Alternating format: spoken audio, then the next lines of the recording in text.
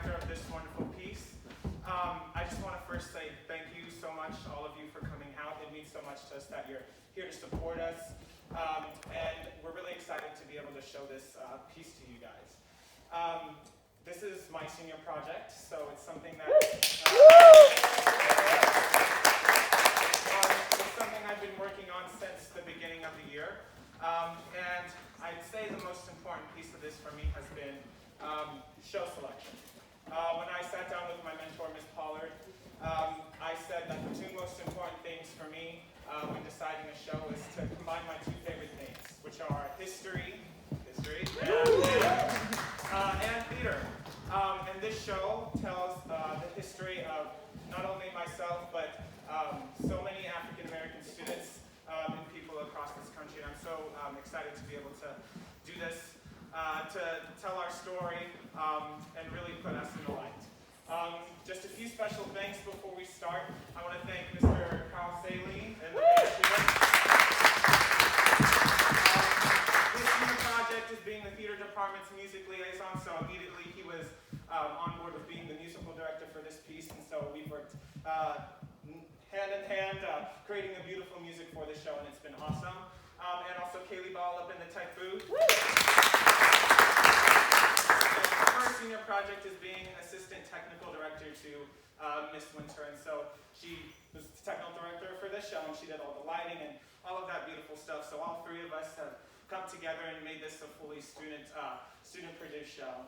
And lastly, the amazing actors that you're going to see.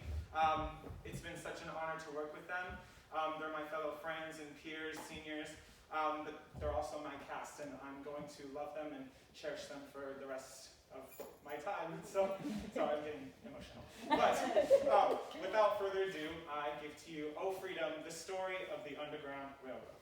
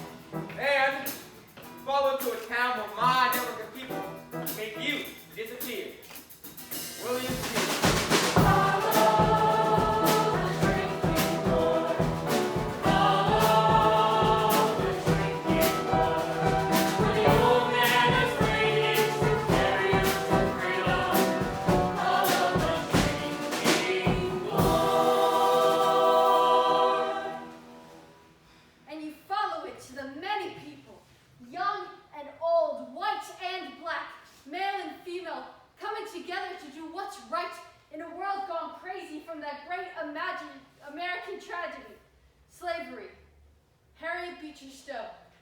But let's talk about slavery. Slavery! Let's talk about how it came that some people owned other people. Let's talk about the invention of black and white. Black and white! Sometimes I feel like a motherless child. Sometimes I feel like a motherless child. Sometimes I feel like a motherless child.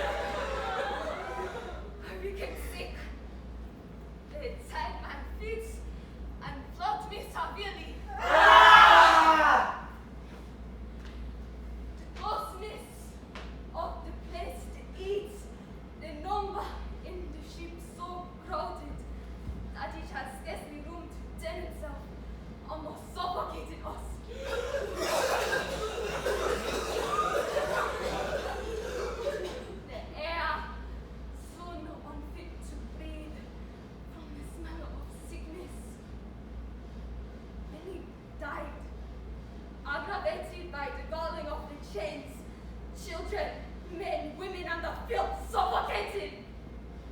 The shrieks of the women and the groans of the dying.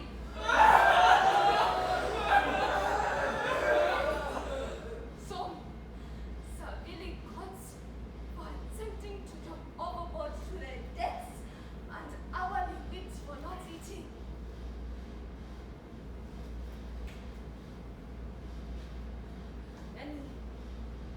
Many weeks later through storm and death we landed in this new country,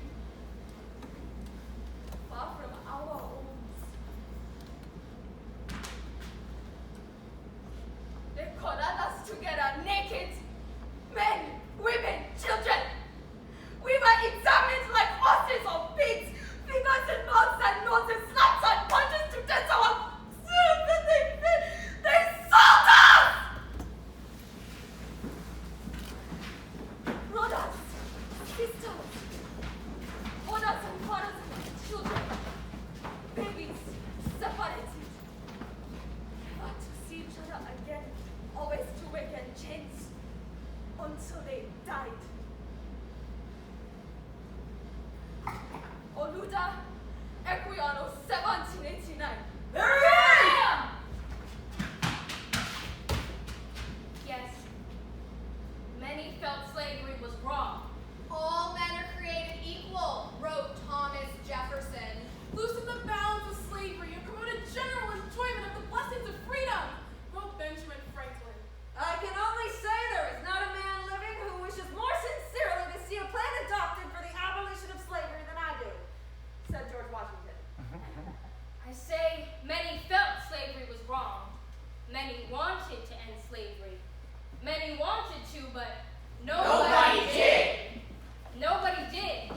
They can't pay people enough to farm sugarcane in punishing heat, day and night with little rest, cutting, crushing, squeezing the juice, boiling. Work.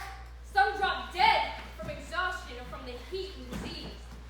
Some had their arms crushed in juice squeezers. Some fell into vats and were boiled along with the syrup. They can't pay people enough to tend tobacco plants round the clock, to harvest the leaves, to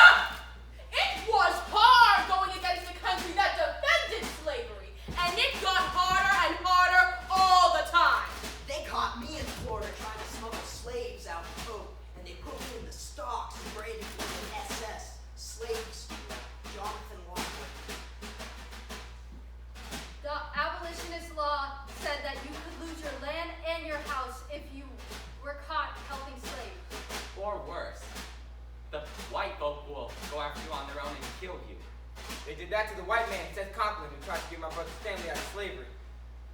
Things had to stay underground. And that is how we come to the Underground Railroad. The Underground Railroad!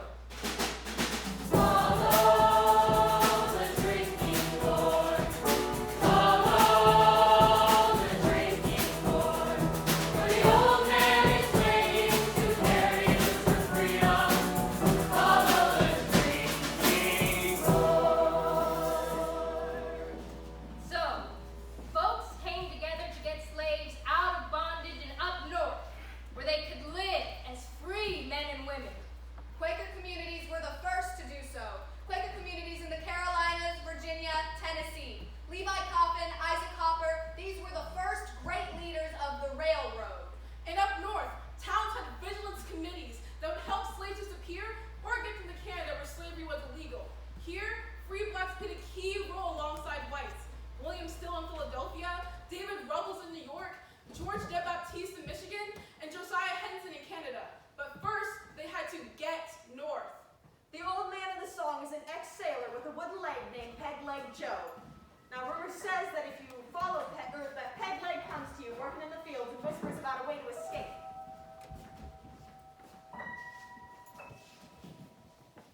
You don't know me, old friend, but you see that hedge yonder? Come out there tonight at sunset. Friends can help you get away. You'll hear a quail call. Chicago! Chicago! Sounds like a town up in Illinois. Chicago. You hear that call? Stand ready to go. Before you do, I want you to learn this song. We'll sing it till you get it. It'll tell you all you need to know how to get north to freedom. Listen carefully. Follow the drinking boy. Follow the drinking boy. The whole song is a map of an underground railroad route. And once you learn it from Peg Leg Joe, you know where you're going every leg of the way up north. When the sun come up, when the first quail call, follow the drinking boy. The first quail call was in the spring, the best time to escape. The riverbank is a very good road. Follow the drinking boy. You follow the Tombigbee River north to south through Mobile, Alabama, up to northeastern Mississippi. The dead trees show the way. Follow the drinking boy.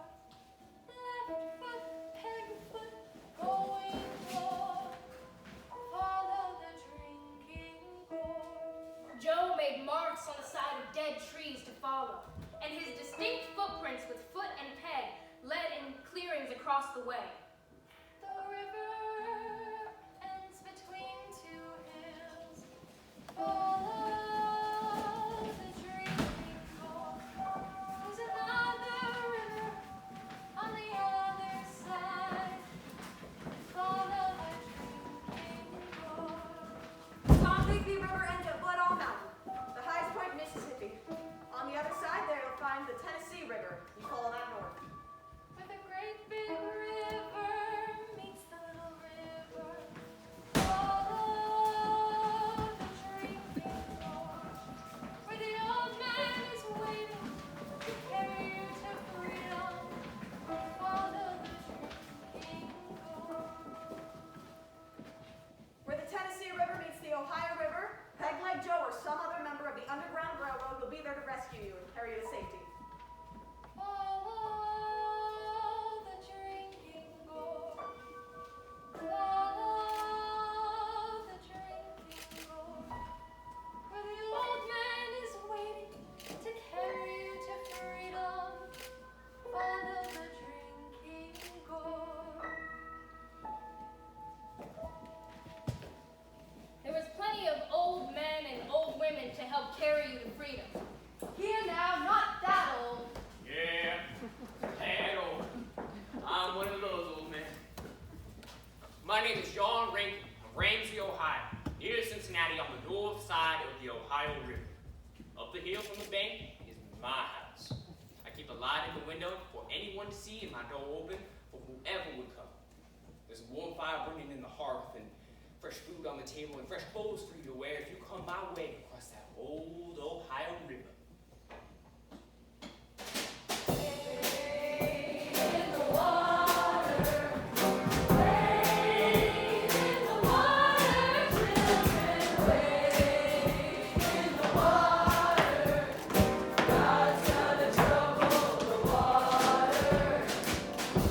If any did come my way, everybody knew John Rankin Hills helped run things. But that's all right. We managed to get every single runaway through anyhow. Nope, never lost a one. Who's that yonder dressed in red, wade in the water? Must be the children that Moses led. God's gonna trouble the water.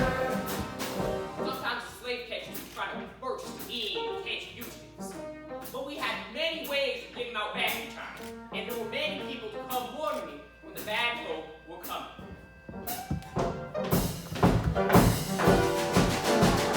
Who's that yonder dressed in blue, wade in the water? Must be the children that's coming through. God's gonna trouble the water. Sometimes the slave catchers would try to bring dogs. We kept plenty of pepper on hand. Sprinkle it over a runaway that buries the scent the dogs are after.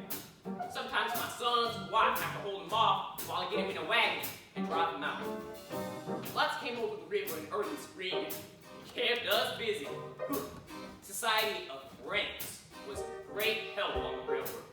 They put the runaways in bonnets and frocks and looked like a quick going upriver. Who's that yonder dressed in white, wade in the water? Must be the children of the Israelites. God's gonna trouble the water. I never made a count, but I reckon we had hundreds and maybe even thousands of runaways come from my pantry on their way north. Just gotta cross that old Ohio River, and you got friends here to meet you.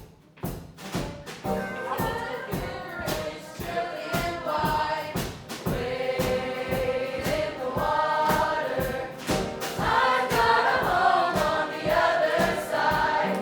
God's gonna trouble the water. Wade in the water. Wade in the water, children. Wade in the water. God's gonna trouble the water.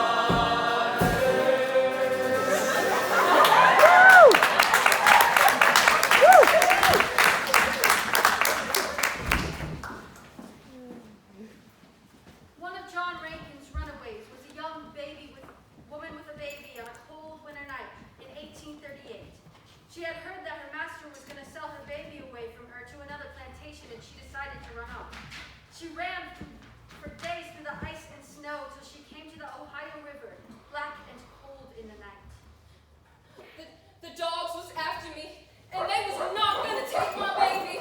They was not gonna do that. In the river were patches of ice floating by.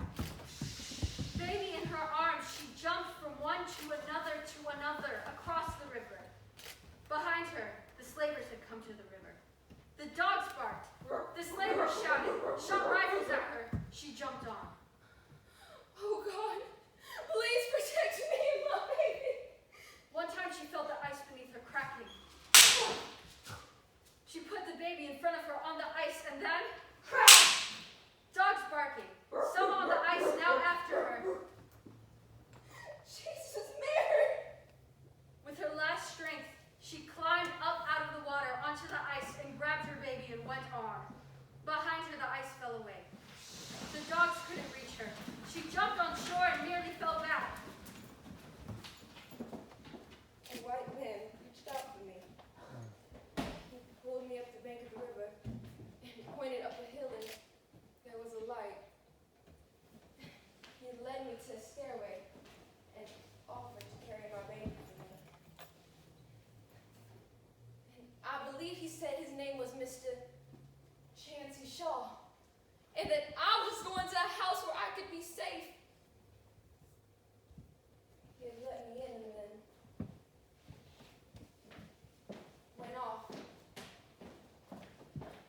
And I never had the voice to thank him, but there was fire and fresh clothes, bread and cheese to eat, some hot cider to drink. Wet by the fire with my baby. And I could hear the dogs and the men outside, but this was Reverend John Rankin's house, said the woman who met me there. And they knew better than to come up, she says. I knew John Rankin, and when he told me about this poor mother and her baby, I put it in this book I was writing, Uncle Tom's Cabin, and it became the most famous escape ever and made many people turn against slavery when they read it. Harriet Beecher Stowe. Now, while many slaves were able to escape, not all did, and faced terrible consequences for trying to. But many were able to escape with the help of guides, and the greatest of these is a black woman whose determination is an inspiration to us all. Attention! Folks called me Moses, or General Tubman. I was Harriet Tubman, and if you hitched a ride with me, you were safe. I never lost a passenger. But I warn you, once I fix to take you and you say yes, you want to come, you don't get old chicken yellow on me and run back to Massa. You put us in danger, and I'll kill you before I let you do that. 1, 2, 1, 2, 3. Israel was in Egypt's land. Let my people go. Pressed so hard they could not stand. Let my people go. Go down, Moses, way down in Egypt's land. Hello, Pharaoh, let my people go. I was Armini Ross, born in 1822 near Tobacco Stick, Maryland, and I changed it to Harriet because that was my mother's name. When I was 12, an angry white man chased an escaped slave, threw a 2-pound lead weight at him. It missed the runaway. It hit me, right smack in the head, knocked me cold. From that time on, I get headaches or pass out or go cold as a corpse for a minute or so. But it did something. I could feel the presence of Jesus, and he told me to help folk escape Master's evil hands. And he gave me the nerve to do it. And he gave me a second sight so I could see danger coming before it came, so I could cut out a hide. The only thing I didn't see coming was when I married my no-good husband, John Tubman. He took another wife behind my back. I smacked him silly and went my way. You don't mess with General Tubman, boy. Israel was in Egypt's land. Let my people go. Pressed so hard they could not stand. Let my people go. Go down, Moses, way down in Egypt's land. Hello, Pharaoh, to let my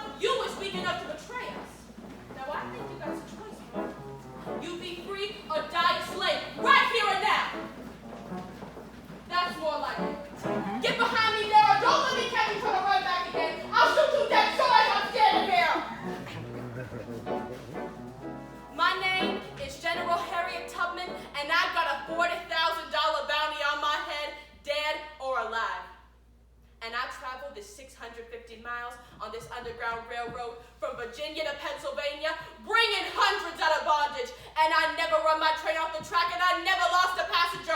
Praise behind me, you.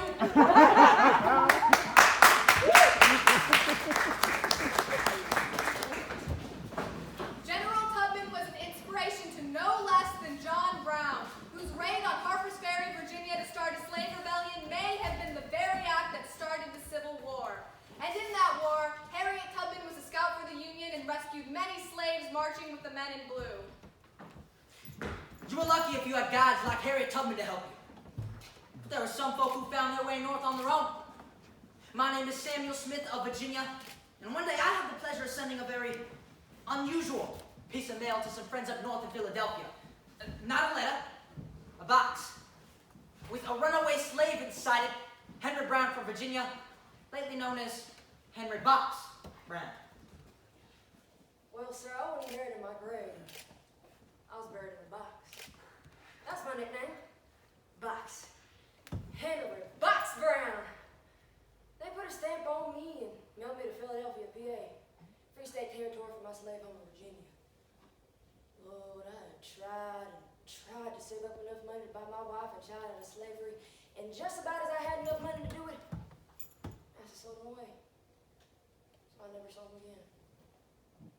I cried for 7 days and 7 nights, and then I said to myself, Henry Brown, any place they can sell your wife and child away from you, there's no place for you. So I fixed it out of Virginia. But I didn't know how. Only thing I ever had was my belief in God and my friendship with Mr. Samuel Smith, a merchant I know who traded in tobacco we grew on a plantation. And so one day I prayed for an idea. And the Lord gave me one. A wonderful, terrible idea, but I could not think of a better. Well, sir, you see, one of my slave duties was to bring goods to Mrs. Smith's dome in town. And so, Master had me bring a wagon and crop to Mrs. Smith's dome one day in 1849. And I put it to him. Mrs. Smith, you once said that one man has as much right as another to be a free man. Am I right, sir? Sure, Henry? I said that. And I also heard you boast not too long ago to a customer that you could ship anything, anywhere in this world from your shop. Did I hear that, sir? Yes, sir, Henry, I sure said that. I'm going to test you on that boat, sir. Ship anything, anywhere. I'm going to test you on that boat, sir. Yes, I am. Praise the Lord. Hallelujah. Okay, test away, Henry. I am game. So what do you want to say? Me. Come again? You box me up like you're boxing up this tobacco here, and I promise to be a good piece of freight for you, sir. You, Henry. Me, Henry, you, Mr. Smith. Are you joking with me? Do I look like I'm joking? Well, yeah, just a little bit. That's because folks are watching. Now look here, Mr. Smith. My wife and child is gone. Sold away. And I don't know where, but I want to get out. And away to somewhere free where I can help people get back. Will you help me? I got a little money to pay postage. Holy mackerel, Henry. You die that way, boxed up and shit like that. Are to die now, sir? I don't hold nobody responsible if I die in chains but me myself. I'm fixing to go into hell. Will you help me, Mr. Smith? You who love freedom. You who told me how people in the South like this slavery business. Plenty of folk in the South don't like the slavery business, Mr. Brown. Come on, I know you want Doggone it, Natomas, I'll help you. But I'll put you in a box and post you. You better ask the Lord to help you more. Already done that, sir. The good Lord's the one that gave me an idea in the dreams yesterday. By my granny smelly off, I'll do it. By George, I will. And so we got a box. 2 feet long, 3 feet wide, 2 feet 6 inches deep, lined with cloth and holes drilled right where a space would be up for air. And I nailed it shut and put postage on it to Mr. William Still, Philadelphia, Pennsylvania. And I wired Mr. Still to be on the lookout for a very large parcel to be opened immediately. And at 4 a.m. March 29th, 1849, Mr. Henry Brown, all 200 pounds, 5'8" of him, climbed into that box, and I sealed it shut. God bless you and keep you, Mr. Brown. Bless you and keep it too, Mr. Smith. And so by overland wagon, on on bumpy roads to the train station in Richmond. Dumped on the back of a train. On a train headed to the Potomac River. Shaking and rattling. Offloaded there. Put aboard a steamer. Upside down. Done a whole hour and a half across that river.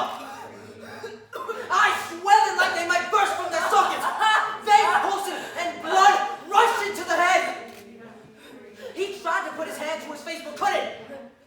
Cold sweat coming over him. Thought that he was gonna die. Darnation. I've been standing up on this boat for 2 hours. You, men, tilt that box there over so I can sit on it.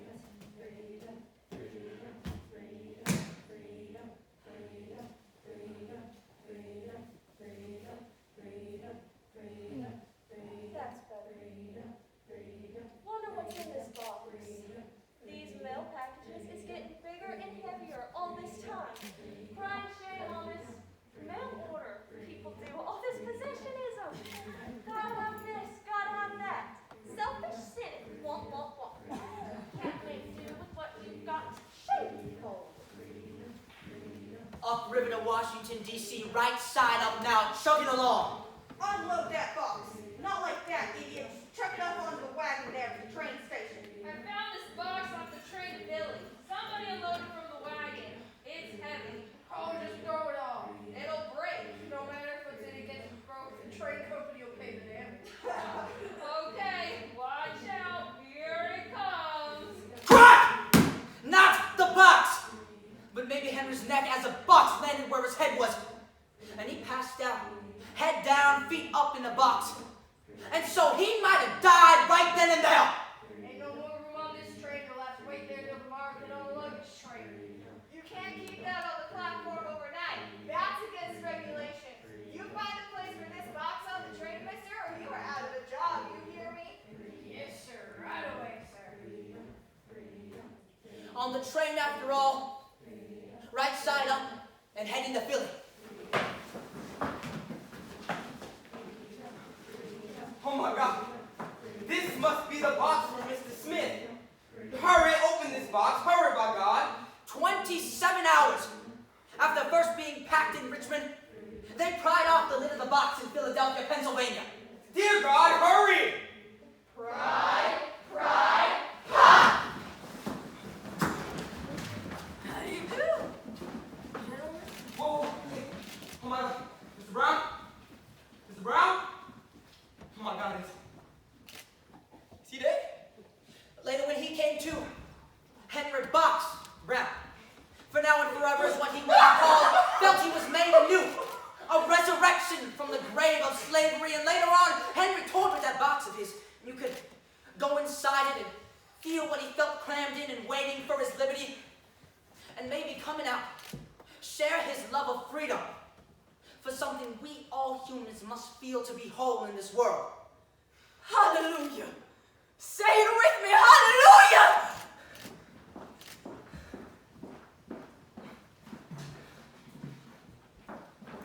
I want you to share with me this freedom we all love. This thing that is the right of all Americans, that we will work for and cherish forever whenever we see people in bondage, people oppressed. Sing it out, America. Oh, freedom! 1861 saw the Civil War. 1862, President Lincoln in his Emancipation Proclamation freed the slaves. 1865, the war over, the Union victorious, and the 13th Amendment to the Constitution outlawed slavery forever. And the 15th Amendment granting African American men the right to vote. Women of any color wouldn't get the right to vote until nearly half a century later, but that's another story. But this story is worth repeating over and over again. It wasn't a railroad. It wasn't underground. It had no leader, it had no organization, it had no single route. It had many routes and covered many miles, leading people out of bondage. It had many people of different faces and colors, men and women coming together to do what's right in the world.